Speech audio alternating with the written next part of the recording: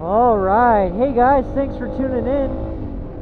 Today's motovlog is going to be about one of the jobs that I didn't get. So, speaking of the job series that I've been doing, so far you should have seen the best job I ever had, the worst job I ever had, and now the third video in the series is the job that I didn't get. So, I wanted to be a California Highway Patrol officer. So, for those of you who don't live in California, CHP pretty much runs all of California's highways. So, they're pretty much the sharks of the freeways, highways, and byways. They also do a lot of other things. They also manage VIPs in the state of California. So, for example, they're the governor's bodyguards, and they're also ambassadors to foreign officials while they're in California. So, pretty much, they run escort missions. They do governor's work, and they do search and rescue, and they also do like really basic stuff around the state of California, like highway patrol, or like patrol stops and speeding tickets and smog checks and stuff like that. But I wanted to be with one of them. And I had applied for it while I was actually working for state parks. I decided to throw my application in, and I knew it was going to be a difficult process because California Highway Patrol is one of the premier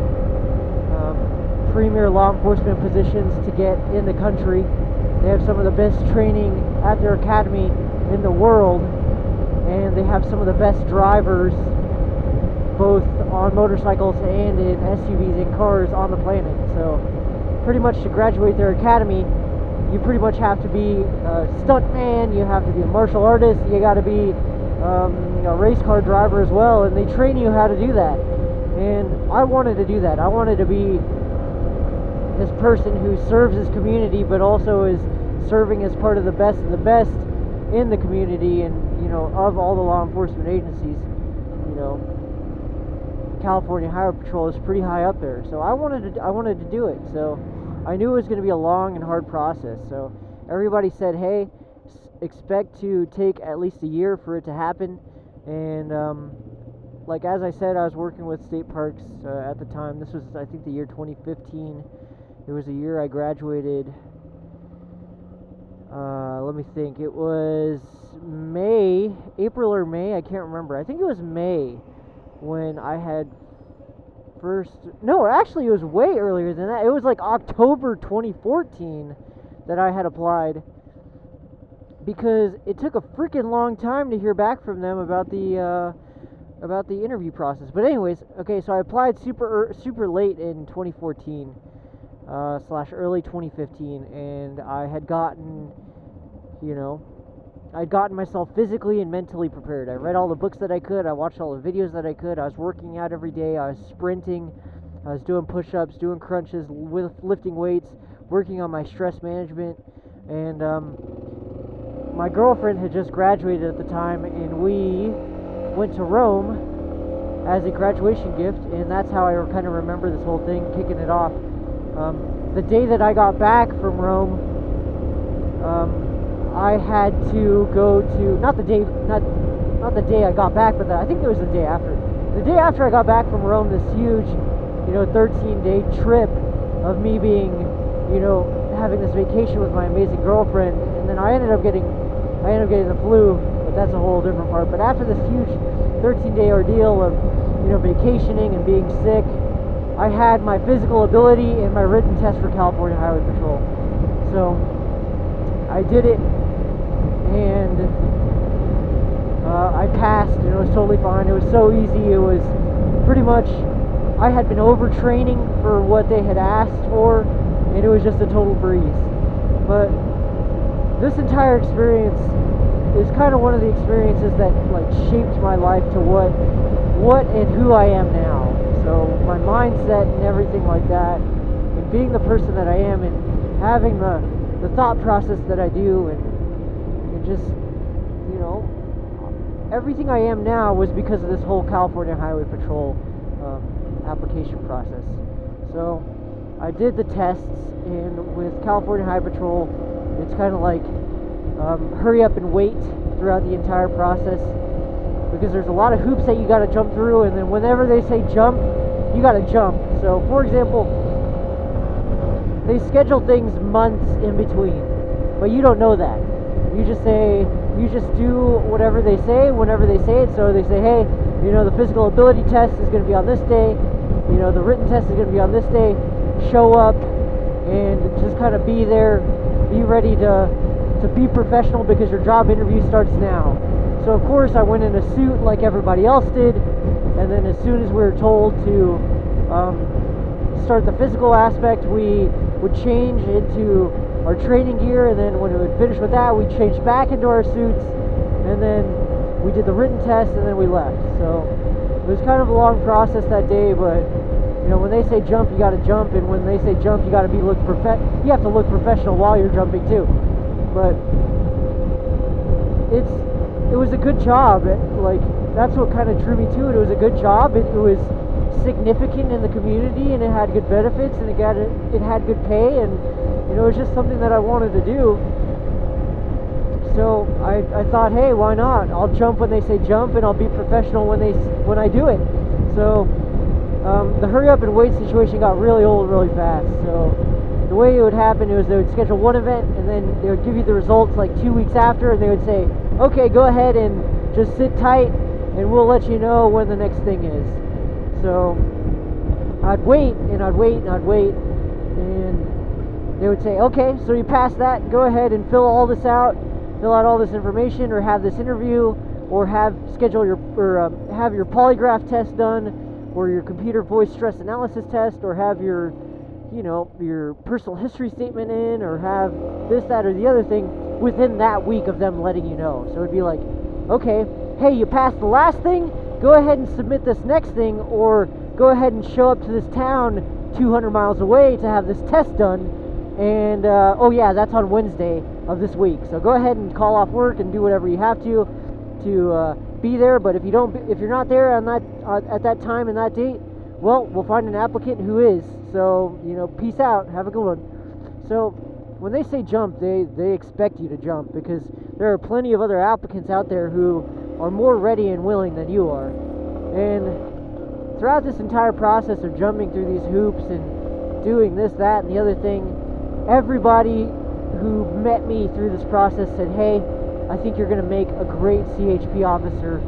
You have the respect, you have the integrity, you have the knowledge, you're educated, you're well put together, you know, you stand for something, and you know, you just need to go to the academy, and that's where you'll be put through the real test.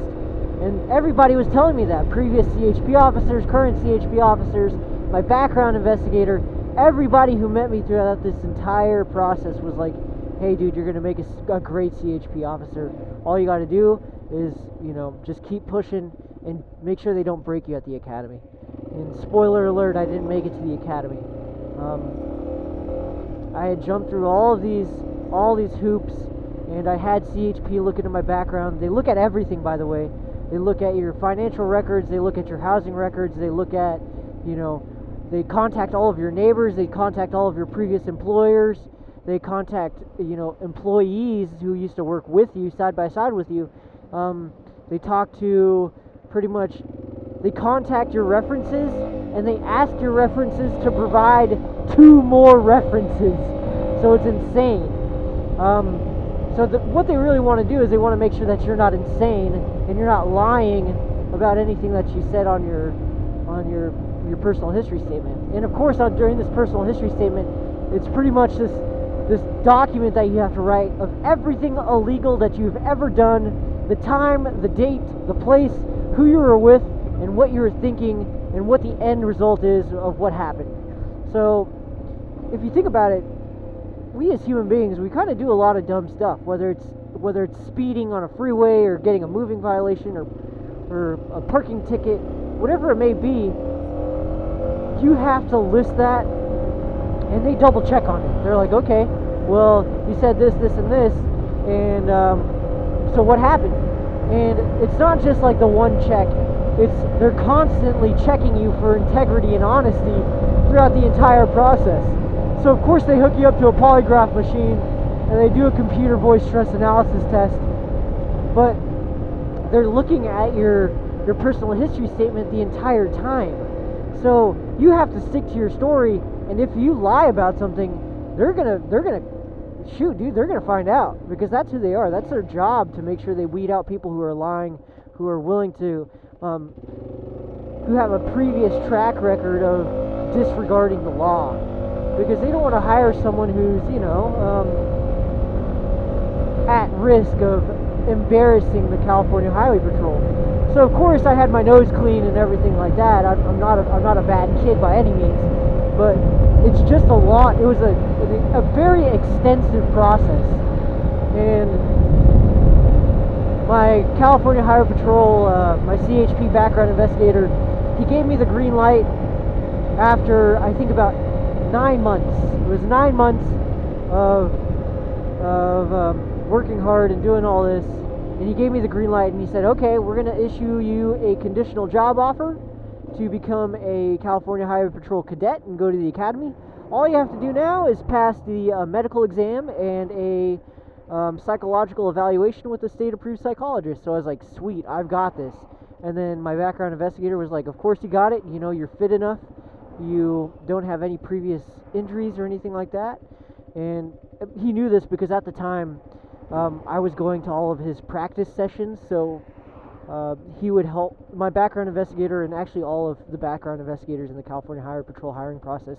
What they do is they run an applicant participation program, so anyone who's applying to be a California Highway Patrol officer can get an idea of what it's like to be an officer at the academy by going through their physical training test. So pretty much it's a physical training test, but what they do is they just go every week, or I think it was like twice a month or something like that. Twice a month they would go, the background investigator would, you know, hold this class where you learn modules from the academy. So they bring out the California Vehicle Code California Vehicle oh god, I'm like struggling.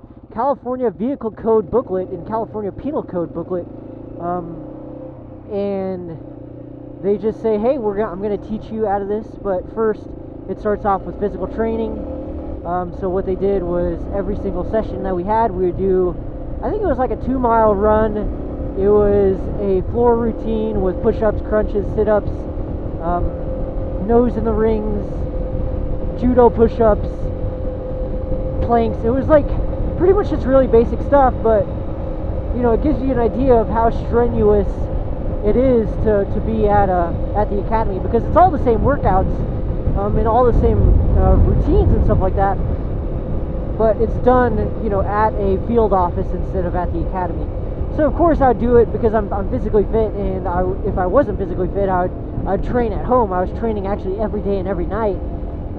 So these applicant participation programs are pretty easy, but my background investigator knew, like, hey, I'm physically fit enough, I have a good enough head, because when he would do the teaching, I would do my homework, and I would study the lesson and, you know, do it on my own.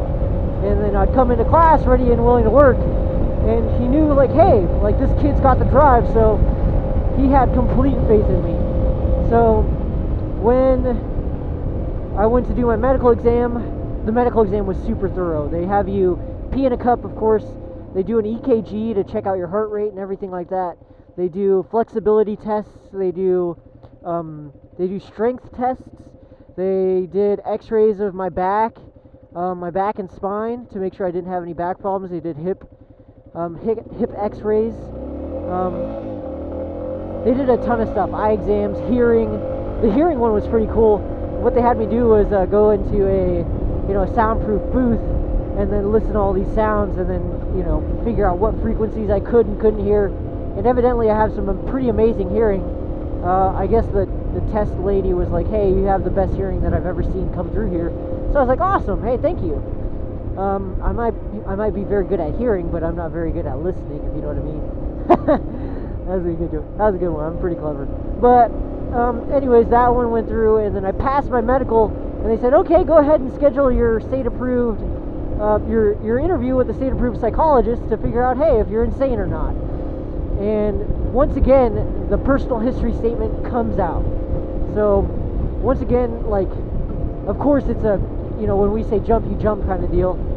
So I heard back from my medical exam on like a Saturday or something like that, and they wanted me to be at Fresno, California, to have my psych eval done on the following Wednesday. So it was like a Saturday, Wednesday kind of thing. So I was like, oh my god, I was scrambling to get someone to cover my shift, and sure enough, I get there and I have complete confidence that I'm gonna do it. I'd never been to a psychologist before, so I didn't know what they were expecting, but I expected it to kind of be like, you know, me just talking to this guy. I thought for sure I was gonna make it, so I went in with this confidence that kind of probably seemed like really cocky. So I mean, I didn't mean to do it, but I guess that's how it kind of came off, and I came off as kind of a hothead. And I don't know what it was, what this guy saw. It might have been that's kind of what I speculate it was, but I got disqualified. And that was at the 13-month period from me starting my first test, the physical ability test, and the peace officer standards and training, just basic test. It took me 13 months to get to that final point where I was disqualified. And it really shook me up, man, because I don't think I'd ever been so confident in something as that, and it got pulled out from under me because of one person. And that entire thing, from starting to finishing, it shaped me into the person I am now. I know I kind of said that earlier, but it's true. Throughout that entire process, I figured out, like, if you want to do something, you have to be in it 100%. I've wanted it every single day. In between those months of waiting for that one day of activity, I was studying, I was working hard, I was lifting weights. I had my mind on being a California Highway Patrol cadet and then eventually becoming a California Highway Patrol officer. And you know, it was tough. It was tough going through those 12 months and hitting that 13th month and getting disqualified, because I had taken everything it was to become a California Highway Patrol officer to heart. The California Highway Patrol, at their academy, the cadets live by this creed. It's a California Highway Patrol cadet does not lie, nor cheat, nor steal, nor tolerate those that do. And I took that to heart, because it's true. If you lie, cheat, or steal, or tolerate those who do, you are in the point of compromising yourself. You're compromising your integrity, and you're compromising those around you. So, you know, that should not be tolerated, and it shouldn't be tolerated in this world, and you shouldn't tolerate it as an individual. Even if you aren't a gung-ho cop or law enforcement officer or military veteran or current service member, like, it doesn't matter. You shouldn't lie, cheat, or steal, or tolerate those who do. It's just, that's what they should teach in school, man. Like, dang, just have that posted everywhere, because they have it posted everywhere at the academy. But like, I was learning everything there was to learn about the California Highway Patrol, and most importantly, what they stood for. They stand for honor, integrity, honesty, courage, esprit de corps, and it just dedication to their job. It doesn't matter what position you're in. You know, they have standards. They have the standard of, hey, excellence. And if you aren't excellent, you know, there's not a spot for you there. And I took that to heart. I tried to be the best person that I could possibly be. And, you know, it was stressful. It was a stressful time, but I was shaping myself into a better person. And I was shaping myself into the person that I am now. And, like, it's crazy to think about, because if I step back, it was just a job application. Like, but I wanted it so bad, and it was such an in-depth process that I took it all to heart. It became me. I became, you know, someone who stood for something. I stood for the basics of honor, integrity, courage, loyalty, esprit de corps, not tolerating those who lie, cheat, or steal. And, you know, I took it to heart. And I live with it every day. And I was super upset that I didn't make it. And I'm still pretty upset that I didn't make it. All this time after. And, you know, it was just one guy who got in the way. It was one guy who said, nah, I see something that that might compromise this guy. So he pulled a plug on me. And that's a tough thing to think about. It's tough because it's just one person. It's one person who said no after all these people who said yes. And honestly, it's out of my control. It was out of my control from the beginning. But that's another thing that I learned. You can only control the things that you can control. You can do the best that you possibly can, and that's all you can ask for at the end of the day, is that you did just that. Because when you boil it down, there's going to be things out of your control. The best thing that you could possibly do is react appropriately. React with integrity, react to, what's going on with your react with what's going on right now, and use everything that you've learned in the past to try to make the best out of it. And it's crazy, man. It's crazy to think about. It still breaks my heart, but it made me into a better person, and it made me into the person that I am now. And I've burned some relationships because of that, because I stuck to the, don't lie, cheat, or steal thing when people were in my life who were trying to get me to compromise. For example, my older brother, he asked me to compromise myself and, compromise my integrity and lie for him, and I said no. And then he got kind of pissed off about it, and we're not as close as we used to be because of it. And that's just because I decided to stand for something. And that kind of shows you just how ingrained that application was in that entire process. I was willing to, to change my entire life and to sacrifice an awesome relationship with my brother because, hey, I no longer wanted to lie, cheat, or steal. And I took it to heart, man. And there's not many job applications that say, that I can say that have done that for me. There's not many applications or even jobs that I say have changed me as much as that application period. Because essentially the application period was a job for me. I wanted to do it. I wanted that to be my life. I wanted to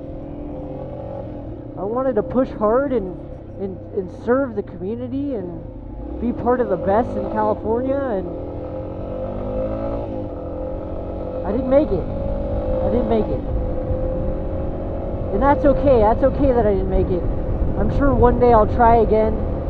I actually did try when I moved down here, but I was working with Big 5 at the time, and my district supervisor denied my request for time off when I had to take one of the tests. So he said no, and that kind of pulled a plug for me, and I just didn't make it. So, I mean, maybe I'll try again one day, but it's really something you have to prepare for mentally and physically.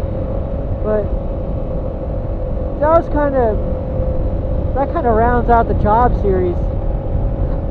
And I know this is a long one, but that California Highway Patrol application process was such a huge part of my life, and it was such a huge part of my life that didn't happen. And I'm happy that I went through it because it taught me how to be a better person, and it ingrained these ideas into my mind, and I'm a better person because of it.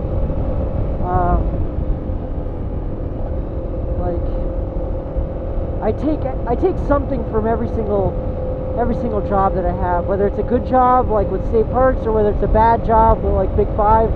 All of them have good lessons to take into the next job, or just into life in general. But this California Highway Patrol application process was it was pretty intense, man. It was intense to say the least.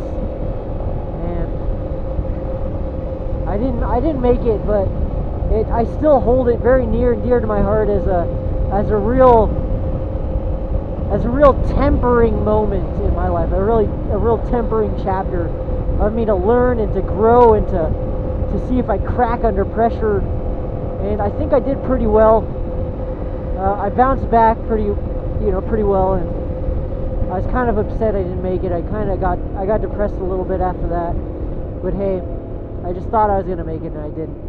But not everything in life is guaranteed, and that job showed me that you might be the best candidate.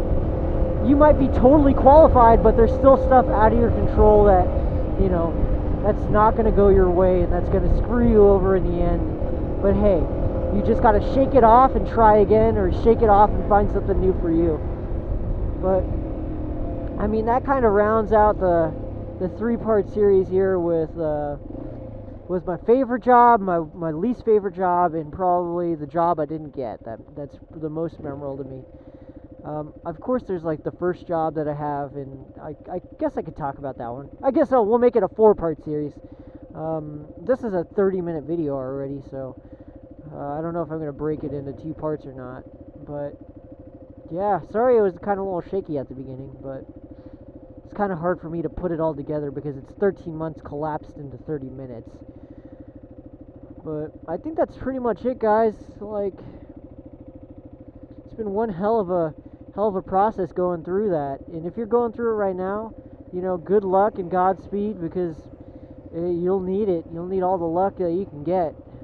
But I'm going to go ahead and make this a 4-part series. I'm going to add my first job in. That'll be the next video that I talk about. But anyways, guys, I hope you enjoyed the video.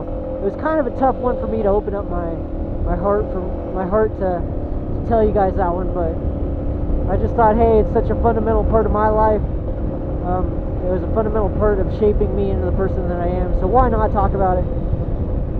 But anyways, guys, thank you so much for watching. I hope you have a great day, as always, and until next time, peace out.